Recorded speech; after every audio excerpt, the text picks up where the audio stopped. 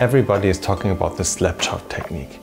And I think it's time to investigate. So in this video I will undercoat 10 miniatures with different styles such as red, green and purple as a gradient and compare them to the classic dry brush slap chop you might already know. Additionally, I'll explore how to enhance the results by combining the classic heavy metal painting technique I learned on one of my earlier videos with the slap chop.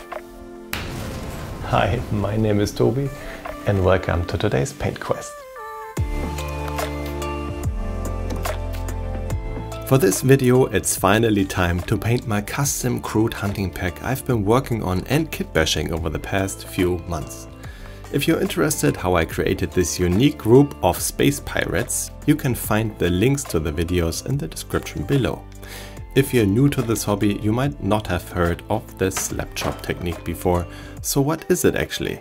Essentially it involves undercoating your miniatures in grayscale, transitioning from dark to bright using dry brushing.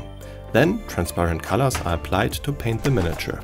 The undercoat enhances the contrast of the one-coat solution colors, eliminating the need for additional highlights and layering to achieve a decent effect.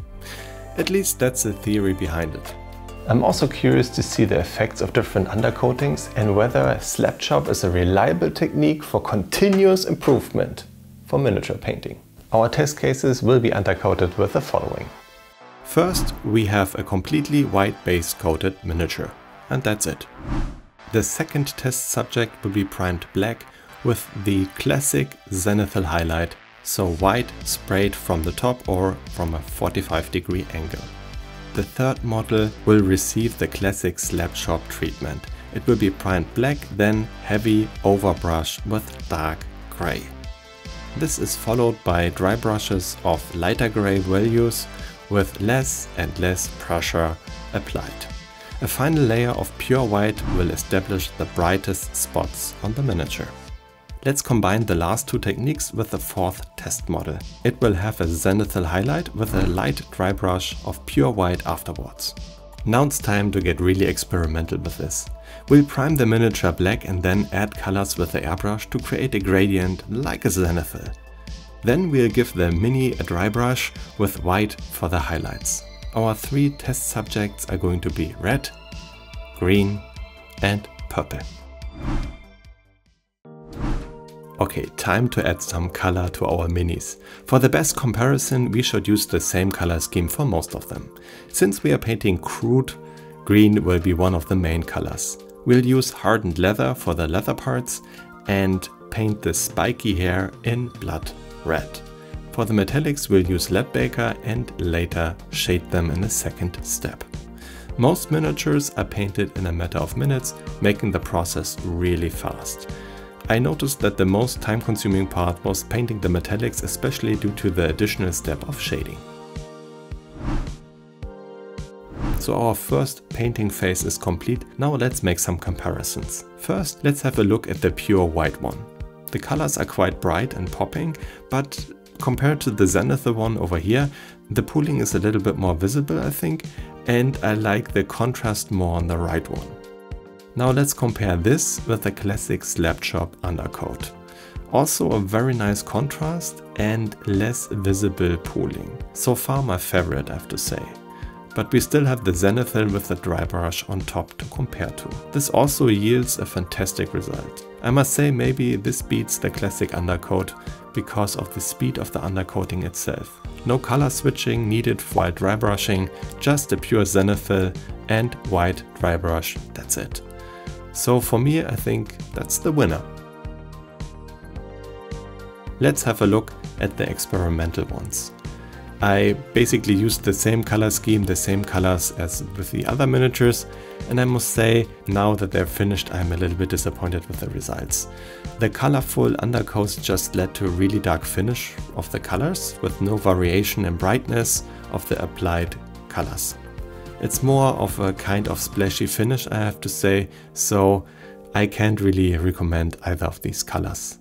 So yes, indeed. Slap chop is a quick and efficient technique providing a decent time to quality investment. And to get an army ready for the tabletop play fast, this is the way. However, when it comes to improving your painting skills, I think it can only carry you so far. Slab chop is basically like painting by numbers. One surface gets one color and that's it. The intriguing question is, can we build upon this foundation and use slab chop as the basis for additional highlights and more advanced techniques? How far can we push the boundaries of this method to elevate the overall quality of our painting? Let's explore and find out. Now it's time to elevate the slab chop results by incorporating aspects of the heavy metal painting technique I learned a few videos ago.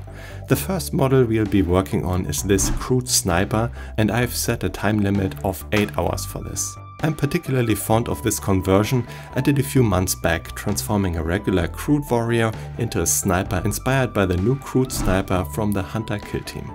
My goal for this paint job is to achieve a crisp and high quality result. Given the ample time available, I decided to rework most of the miniature and eliminate the splashy appearance of the colors on the skin.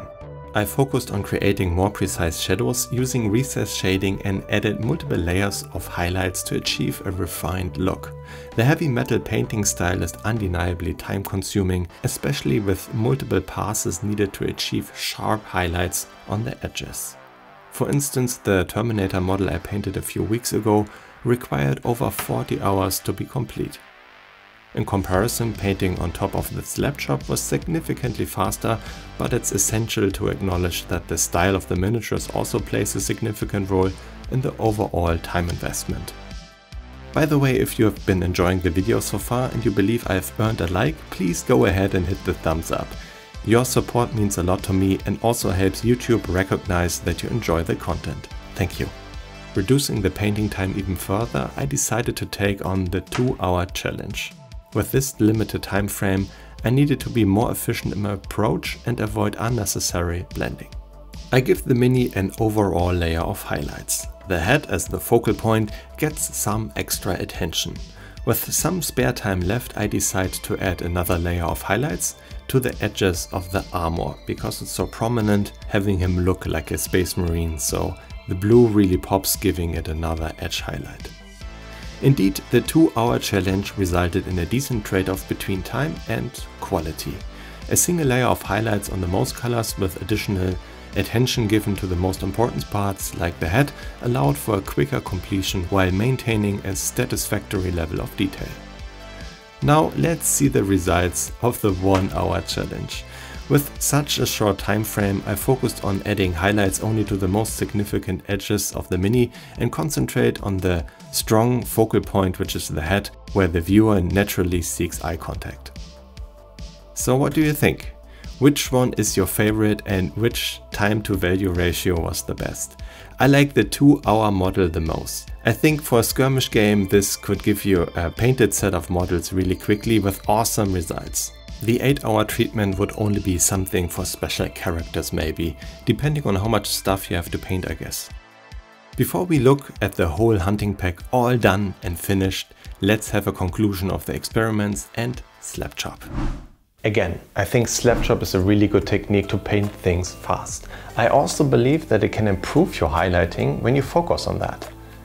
Due to the fast base coating of your minis, you can spend more time establishing highlights and practicing that, and you will get better with that, which is really good. However, the whole thing can only carry you so far, up to a specific point.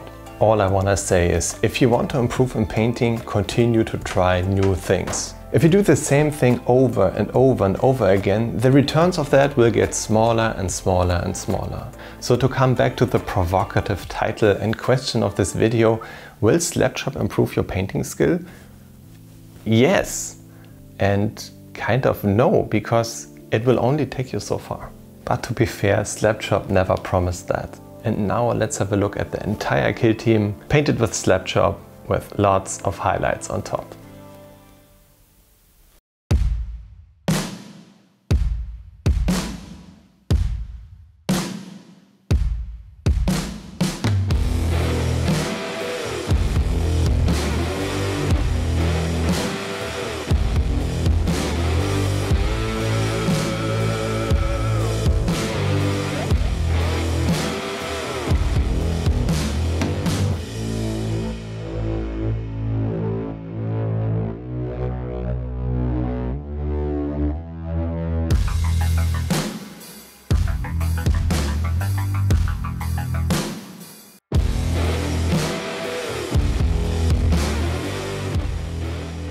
If you enjoyed this experiment, make sure to watch my heavy metal paint job where I painted the Terminator I already talked about in the classic 90s style.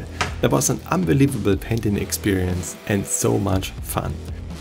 Thanks for watching and see you at the next one. Bye bye.